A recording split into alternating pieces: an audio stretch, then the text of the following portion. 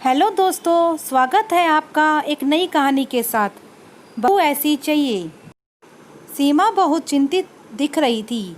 मैं पूछ बैठी, क्या हुआ, क्यों परेशान हो? सीमा बोली, दी बेटा बड़ा हो गया है, अब तो जॉब लगने के बाद रिश्ते भी आ रहे हैं। समझ नहीं आ रहा कैसी लड़की से शादी करूं, जॉब वाली लड़की से या घरेलू लड़की से।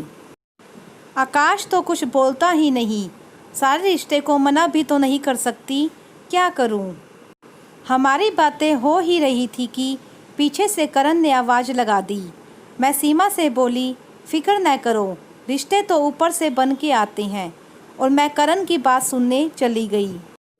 करण को ऑफिस जाना था। वो जब चले गए तो मैं सीमा की बात सोचने लगी।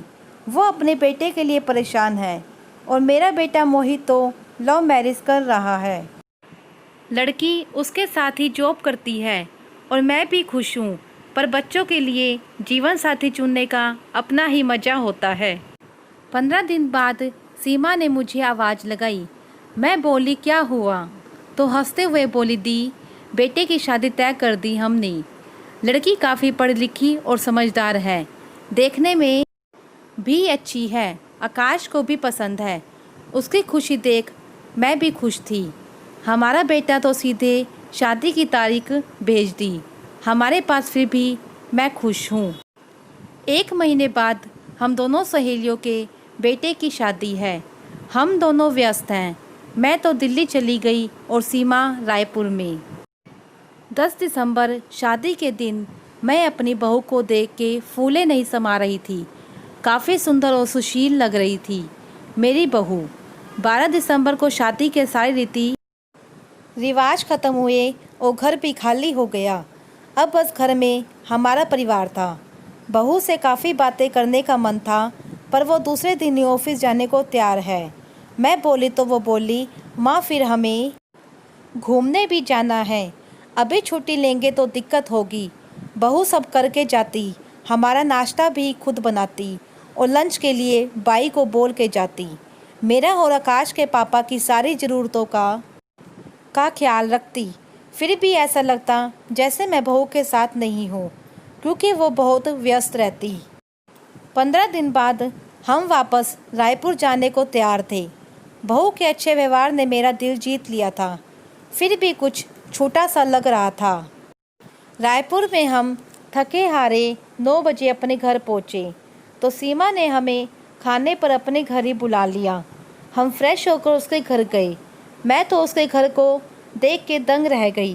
पूरे घर का नक्शा बदला हुआ था, सारी चीज़ें काफ़ी तरीके और व्यवस्थित ढंग से रखी हुई थी। घर भी काफ़ी साफ सुथरा था। थोड़ी देर में प्रतिभा की बहू आई और सिर पर आंचल लिए हमारे पैर छुए। मैं उसे देखती रह गई।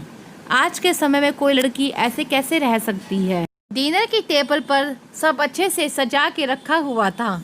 बहू ने सबको खाना परोसा। खाना बहुत स्वादिष्ट बना था।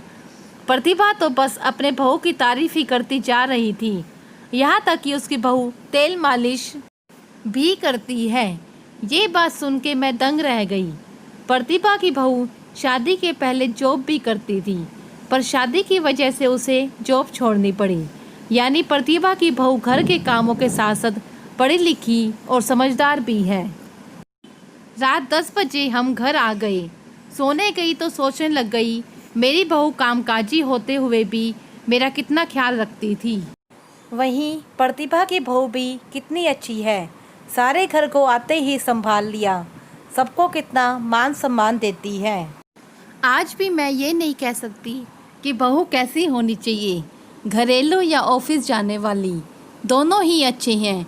बस बेटियों को इस लायक बनाना चाहिए कि वो ज़रूरत पड़ने पर घर और बाहर दोनों को संभाल ले। मैं बहुत खुश हूँ अपने और प्रतिभा के लिए।